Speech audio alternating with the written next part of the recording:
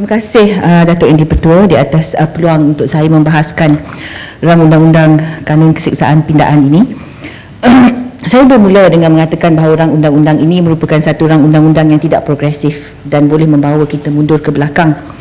Dan dengan itu saya juga menyokong cadangan untuk menarik balik rang undang-undang ini. Saya bermula dengan perbahasan 203 Disclosure of Information.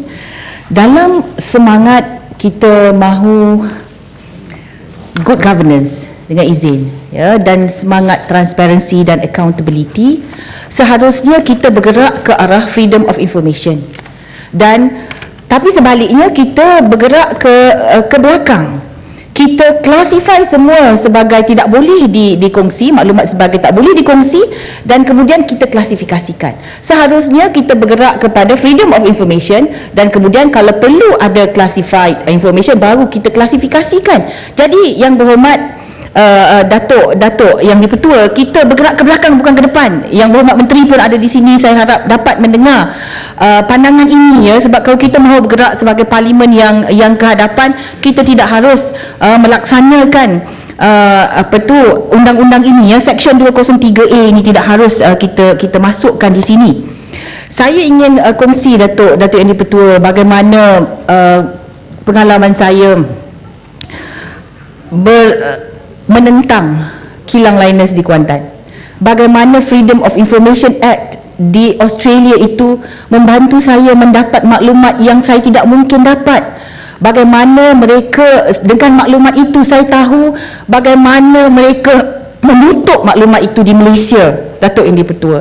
Saya tahu bahawa kalau mereka dengan maklumat itu saya tahu bahawa sekiranya kilang liners itu dibina di Australia, maka sisa buangan radioaktif itu perlu dihantar balik ke Lombong dalam masa 8 hari.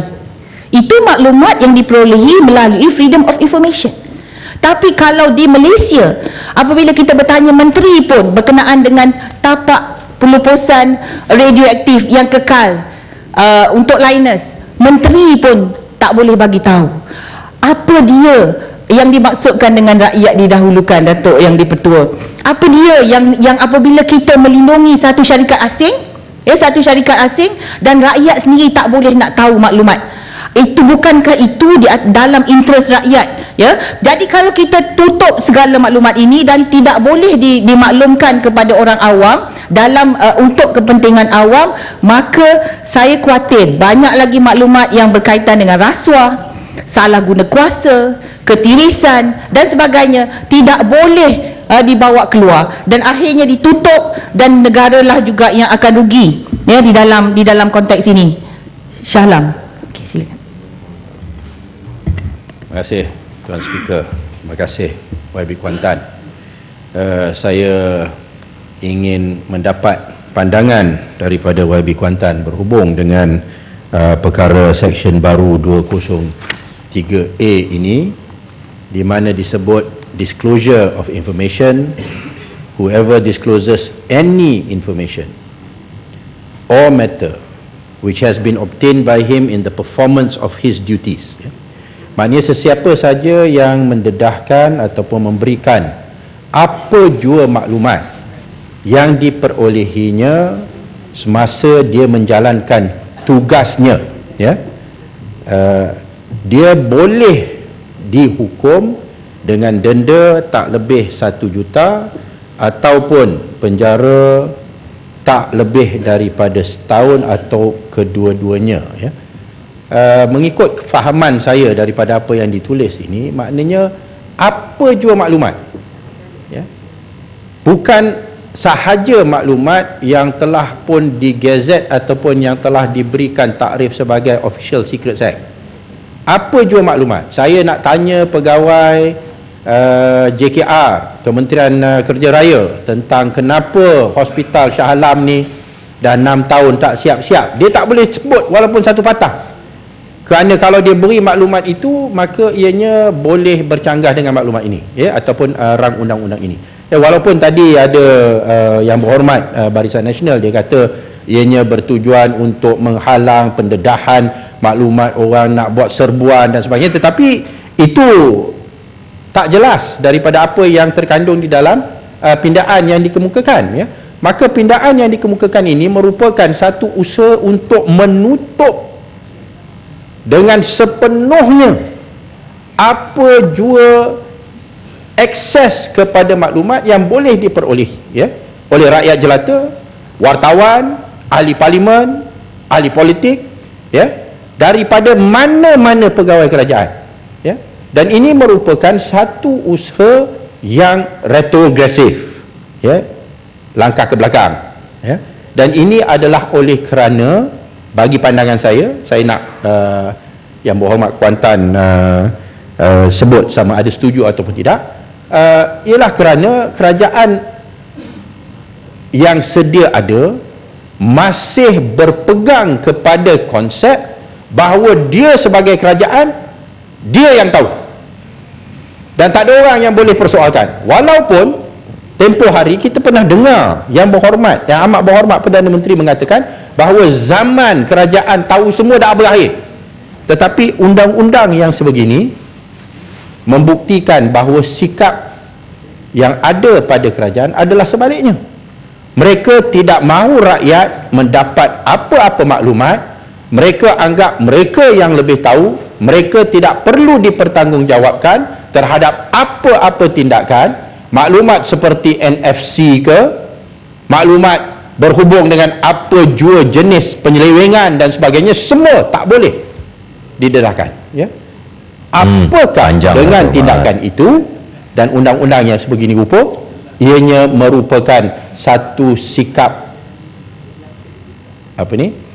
high-handed dan iron fist yang nak dibawa oleh Kerajaan Barisan Nasional. Sebelum pilihan raya lain, lepas pilihan raya barulah nampak warna yang sebenarnya. Apa pandangan yang terima kasih Shah Alam di atas pandangan dan tersebut. Pada pandangan saya, bukan saja high-handed, ya, Datuk Yang di-Pertua. Sebenarnya pada pandangan saya, kita sudah ada OSA. Kenapa sekarang kita jadikan semuanya di bawah OSA? Ya, pada pandangan saya ianya satu usaha untuk menyorok segala salah guna kuasa, untuk menyorok segala maklumat yang melibatkan rasuah, segala maklumat yang rakyat kalau tahu, rakyat akan hilang kepercayaan kepada Kerajaan Barisan Nasional. Itu pada pandangan saya. Dan bukan saja calang, bukan saja kalau pegawai itu beritahu kita, dia kena fine. Kalau kerani dia dengar pegawai itu beritahu kita, dalam Section 2 ni, Section 2 ni kata, whoever has information or matter which to his knowledge has been disclosed. Dia tahu pegawai dia beritahu pada kita, dia pun kena. Jadi ini satu langkah intimidasi, satu langkah untuk beritahu kepada semua pegawai kerajaan, jangan bagi tahu, jangan pandai-pandai, ya. Jadi beruas semangat. Kuantan, boleh saya terima kasih Datuk Timbalan Yang di-Pertua.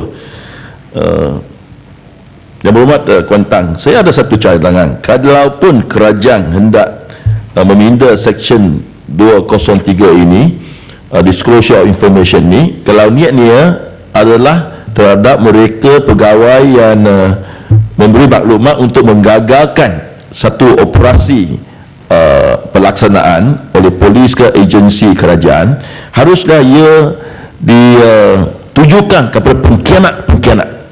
Kalau kerajaan hendak meminda seksyen ini, kalau dihakkan kepada pengkhianat dalam polis ke, immigration ke, ataupun agensi penguatkuasa yang lain, saya rasa kita di pihak sini boleh setuju kalau itulah niat kerajaan.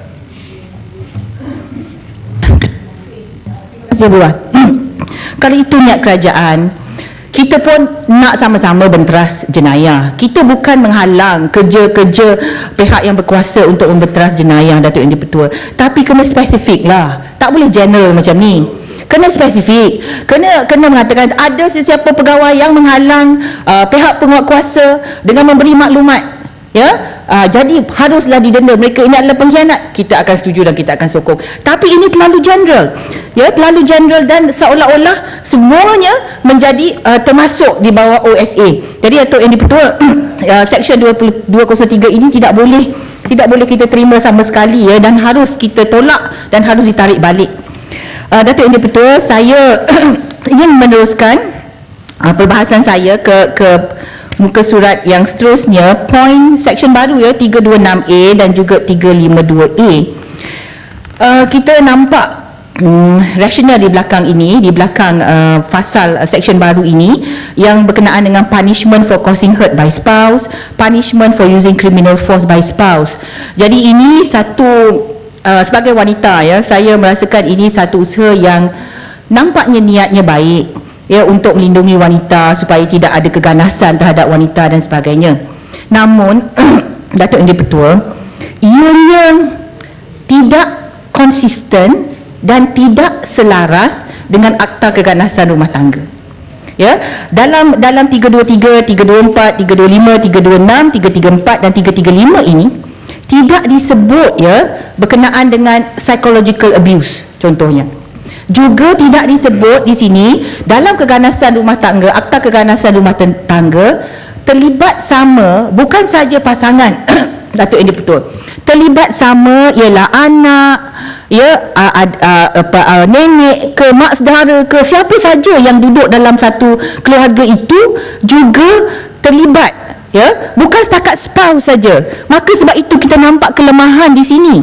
Ya, kita nampak kelemahan di sini. Kalau diluluskan ya pindaan ini, seksyen baru ini, ia sama sekali akan menjadikan undang-undang kita cacah marbah.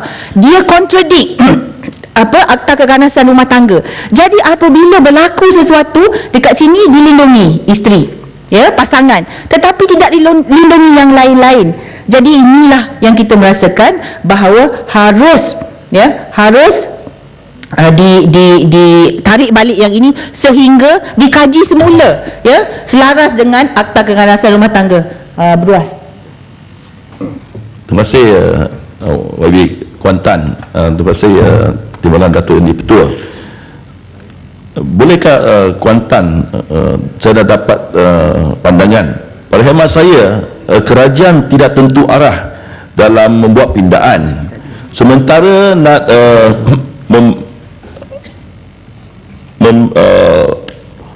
sementara nak menghukum dengan lebih berat tindakan di bawah cadangan untuk meminda Seksyen 32A ni, hendak menghukum spouse dengan izin dengan lebih berat lagi, 2 kali ganda. Sementara dicadangkan pula dipinda Seksyen 252A, punishment for using criminal force by spouse. Whoever during the subsistence of a valid marriage assaults or uses criminal force on his spouse shall be punished with imprisonment for a term which may extend to 6 months or with fine which may extend to 2,000 ringgit or with both. Bagi saya Seksyen 352 ini meringankan lagi hukuman. Jadi apakah niat kerajaan kalau tanpa mengasingkan spouse ini ataupun isteri?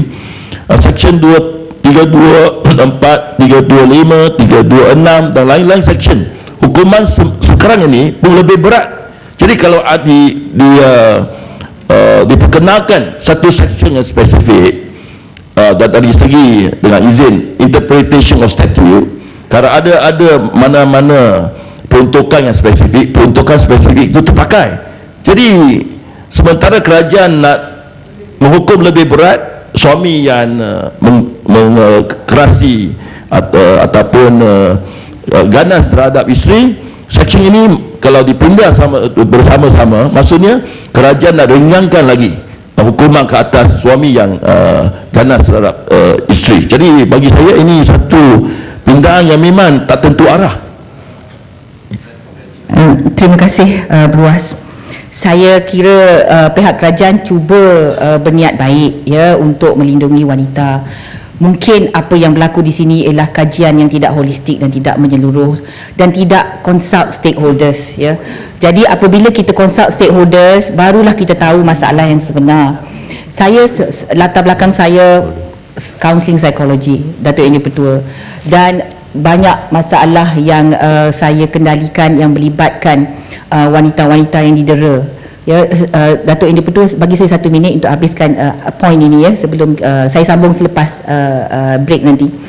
Tetapi apa sebenarnya yang diinginkan oleh wanita bukanlah maksimum penalty, punishment terhadap sang suami. Apa yang diinginkan oleh wanita ialah suami dia berubah, Datuk yang betul.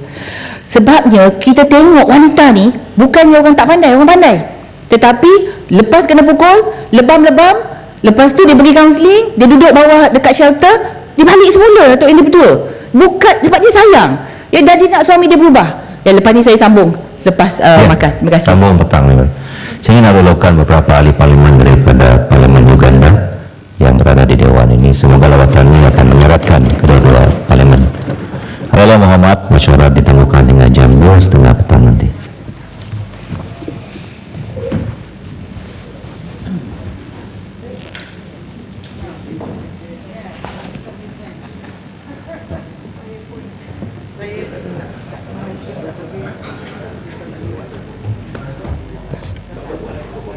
Testing.